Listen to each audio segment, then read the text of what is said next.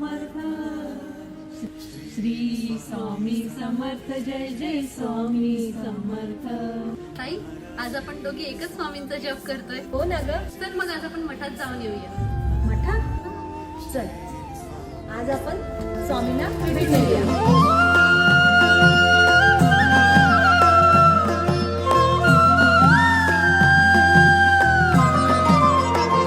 जिंकण्याचा मोह नाही, हारण्याचे भय नाही. पोरींनो थांबा, नाही हारण्याचे भय. यावर कठीण वेळ येणार आहे.